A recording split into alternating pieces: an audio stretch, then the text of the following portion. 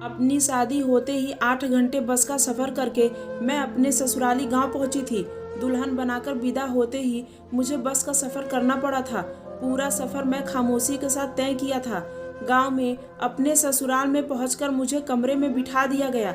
मैं एक एमए पास लड़की थी। मेरी शादी गांव के किसी गवार के साथ कर दी गई। मैं फूट फूट कर रोती रही, और करती भी क्या। मेरे दिल में कोई उमंग ही नहीं थी, बस अफसोस था, तकलीफ थे, आंसू थे और गमों का पहाड़ था, जिसके वजन से मेरा सीना फटा जा रहा था। जब मेरा पति रवि मेरे कमरे में आया तो मेरे चेहरे पर गुस्सा और नफरत के भाव उभर आए थे। मैंने एक नज़र उस पर डाली और गुस्से से मुंह दूसरी तरफ फेर लिया। सफ़ेद कुर्ता पजामा पहने और उस पर बड़ी बड़ी मूछें, वह बिल्कुल हैंडसम नहीं लग रहा था। मुस्कुराने पर उसकी बदतीसी पूरी बाहर नजर आ रही थी। वह मुस्कुराते हुए आकर मेरे पास बैठ गया और कुछ देर तक मुझे मदहोश नज़रों से देखने लगा। मुझे उसका यूं देखना भी बुरा महसूस हो रहा था। मुझे वह एक आंख भी नहीं भा रहा था। जी चाह रहा था कि धक्के मारकर उसे कमरे से निकाल दूं। रवि मुझसे कहने लगा कि मैं बहुत ही खुशकिस्मत हूँ जो मुझे आप जैसी खूबसूरत और पढ़ी लिखी पत्नी मिली है।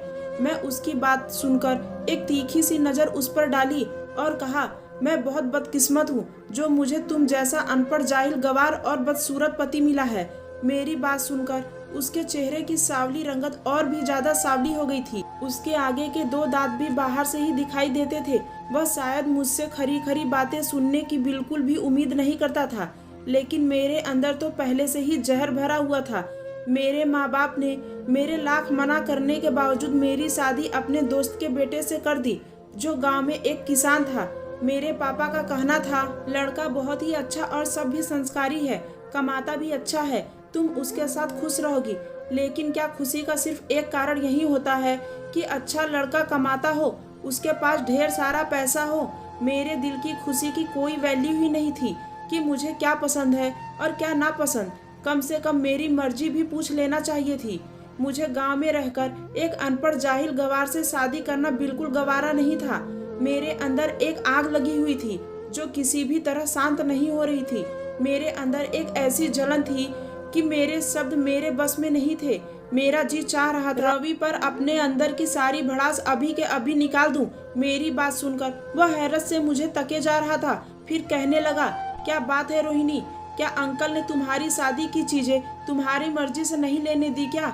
उसे लगा जैसे बचपन में मेरी मम्मी पसंद की चीज लेने की बजाय मुझ पर अपनी पसंद थोप दिया करती थी और बाद में मैं अपना गुस्सा और सबके ऊपर निकालती रहती थी। तो उसे लग रहा था कि अब भी ऐसा ही हुआ होगा। शादी से पहले ही रवि के घर हमारा आना जाना था। वह बचपन से ही मेरी इस आदत से अच्छी तरह जानकार था कि मुझे अपनी पसंद की चीज ना मिलने पर बहुत जल्दी गुस्सा आ जाता है। मैंने लगभग गुस्से से चीखते हुए कहा, अगर बात चीजों की होती तो शायद मैं सब्र कर लेती। बात तो तुम्हारी इस बदसूरत शक्ल की है। शीशे में जाकर पहले अपनी शक्ल देखो। क्या तुम इस काबिल हो कि मैं तुम्हारे साथ जिंदगी गुजार सकूं? ना तुम्हारे पास अच्छी शक्ल सूरत है, ना ही अच्छी शिक्षा है। अनपढ़, जाहिल, गवार हो एकदम। मेरे घर वालों ने मेरी जिंदगी बर्बाद कर दी। अब बात मेरी बर्दाश्त के बाहर थी और मैं रोने लगी थी। वह चुपचाप हो गया। उसके चेहरे की खुशी जो अब से कुछ देर पहले उसके चेहरे पर चमक रही थी, एकदम से अब उसका चेहरा सपाट गया था। मैंने रोते हुए कहा कि मैं किसी और से प्यार करती हूँ, मैं तुम्हारे साथ नहीं रहना चाहती। मेरी बात सुनकर वह हैरत से मेरे पास से उठकर खड़ा हुआ। कहने लगा, रोहिणी क्या कह रही हो? होश में तो हो? मैंने कहा, इसमें हैरान होने वाली क्या बात है? मैं जिससे प्यार करती हूँ वो तुमसे 1000 गुना अच्छा और हैंडसम, पढ़ा लिखा है। यह सुनकर उसकी आंखों में आंसू उभर आए और वह वॉशरूम में चला गया। और यह सच भी था। मैं एक लड़के से प्यार करती थी जिससे मेरी दोस्ती कॉलेज में आते जाते बस स्टॉप पर हुई थी। वह यूनिवर्सिटी में पढ़ता था। या हमारी नजरों का टकराव हुआ। उसके बाद एक दूसरे का फोन नंबर लिए गए और यूं ही हमारी मोहब्बत परवान चढ़ी। मैं अभी अपनी किस्मत पर बैठी रो रही थी कि रवि लाल आंखों के साथ वॉशरूम से बाहर आया। चेहरा पानी से गीला था, शायद वह रोया भी था। उसने मुझसे नजरें हटा ली और मेरी तरफ पीठ करके लेट गया। मुझे एहसास हो रहा था कि जैसे वह रो रहा है, लेकिन मैंने उसे नजरअंदाज कर दिया और कपड़े बदलने वॉशरूम में चली गई। मैं अब एक सादे सूट में बाहर आई। बाहर आकर देखा तो रवि नीचे जमीन पर चादर बिछाकर तकिया लगाए लेट चुका था। मैं भगवान का धन्यवाद किया और ऊपर बेड पर लेट गई। थोड़ी ही देर बाद मुझे नींद आ गई। कई सारे दिन ऐसे ही गुजर गए। ना मैं रवि से बात की, ना ही रवि मुझसे। वह सुबह होते ही खेतों पर चला जाता और शाम को वापस आता। उसकी मिट्टी और खाद से गंदे कपड़े और उसके चेहरे पर बहते पसीने को देखकर मेरा जी उबकाने लगता था, जैसे मुझे अभी उल्टी आ जाएगी। मैं उससे बहुत ही नफरत से और गुस्से से देखकर मुंह फेर लेती थी।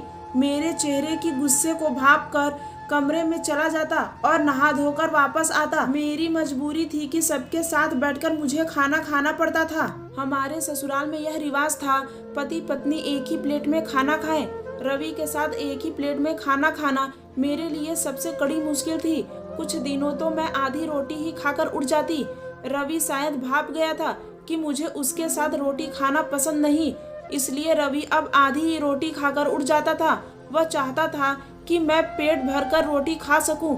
मुझे भी कोई फर्क नहीं पड़ता था कि वह दिन भर का थका हारा भूखा प्यासा आता है और आधी ही रोटी खाकर उठ जाता है, बल्कि मुझे तो खुशी हुई थी कि वह जल्दी ही उठ जाता है और मैं भरपेट खाना खा सकती हूँ। मुझे तो बस अपनी अधूरी रह जाने वाली इच्छाओं पर बहुत अफसोस होता था। मुझे बार बार करण का ख्याल आने लगता। मेरे पास जो फोन था मेरी मम्मी ने मुझे वापस ले लिया था और यहाँ बहू बेटियों को फोन रखने की अनुमति नहीं थी। अब मुझसे नहीं रहा गया तो मैंने सारे शर्म लिहाज एक तरफ रख दी और रवि से कहा कि मुझे अपना फोन दो, मुझे करण से बात करनी है।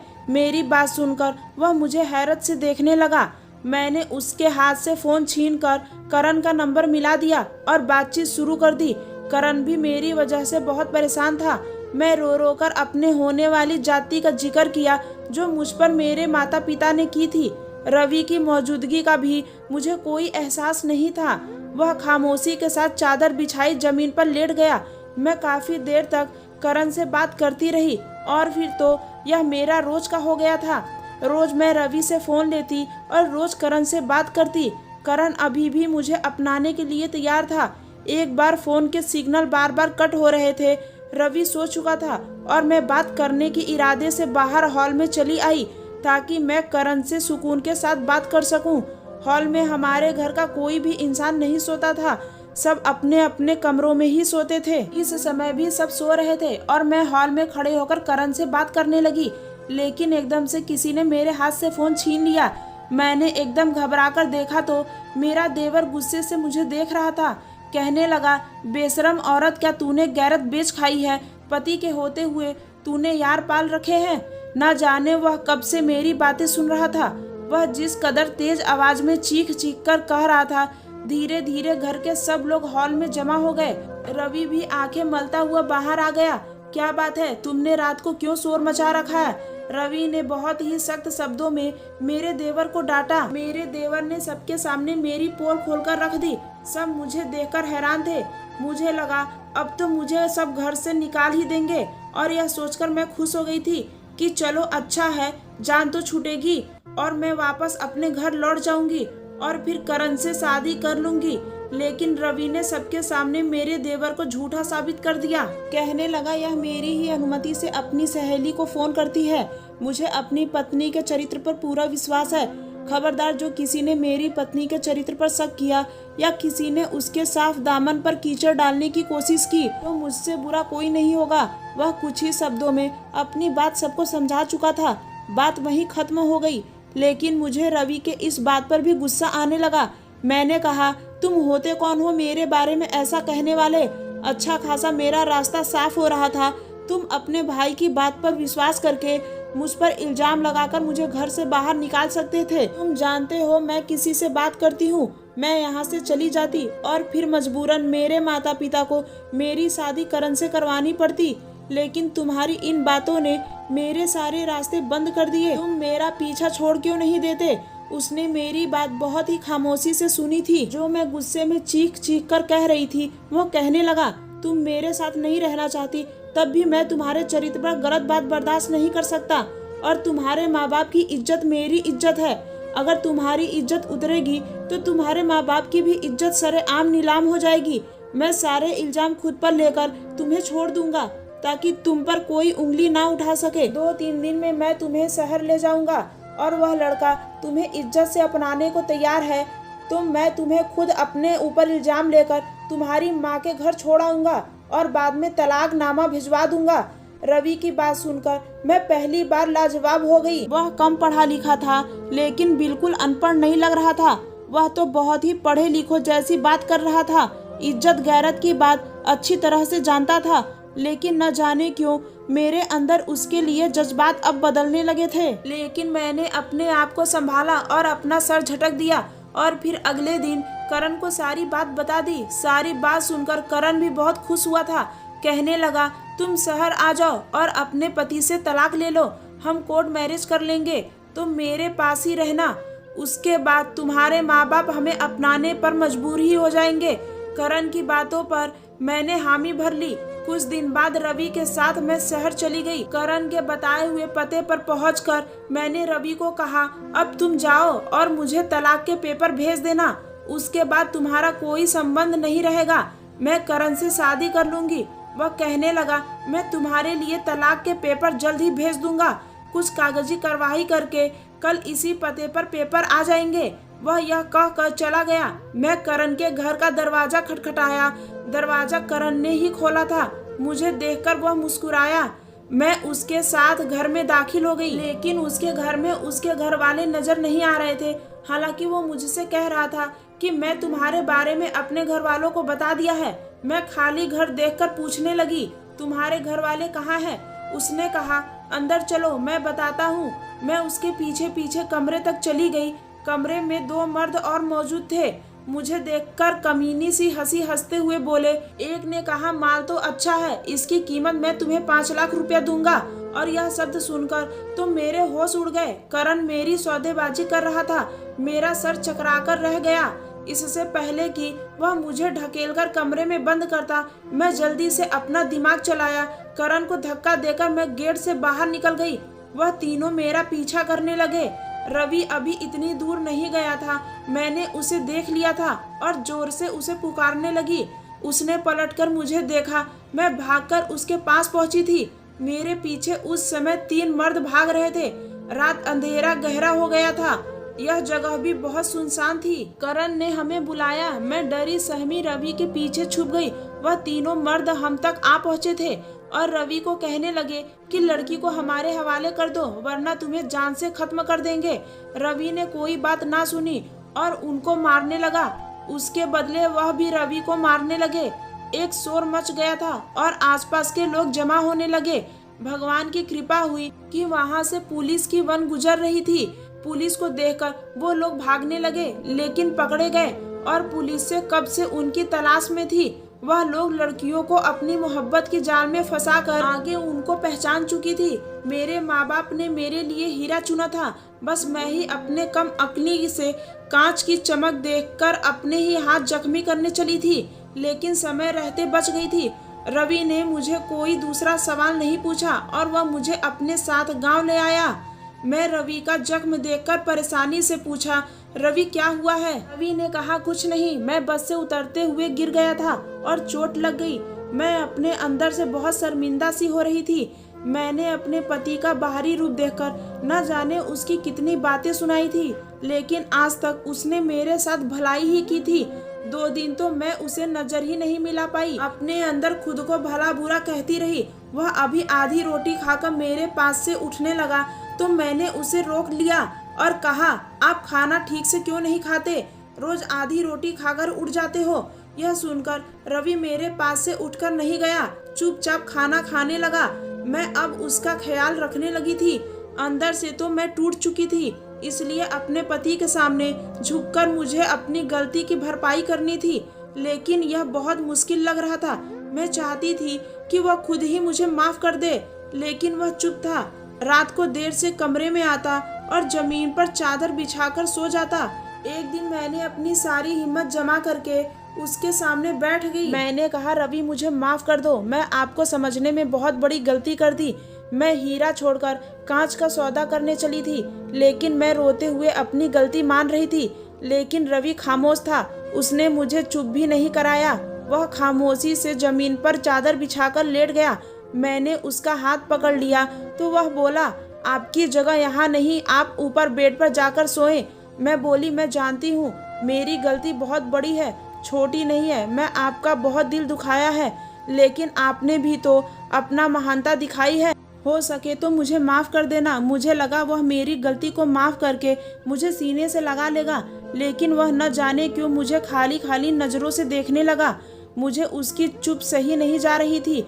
मैंने कहा, रवि अब तो कुछ कहो, आखिर चुप क्यों हो? मुझे डांटो, मुझ पर अपना गुस्सा निकालो, लेकिन मुझे माफ़ कर दो। मैं उसकी मिन्नतें करती रही, लेकिन एक चुप उसके होठों पर लगी हुई थी जो टूट नहीं रही थी। धीरे धीरे हमारी शादी को 5 महीने बीत गए थे। शादी के बाद से ही रवि के होठों पर चुप लग गई थी। शादी के बाद से ही ना मैंने उसको ज्यादा बोलते सुना था, ना ही हंसते मुस्कुराते।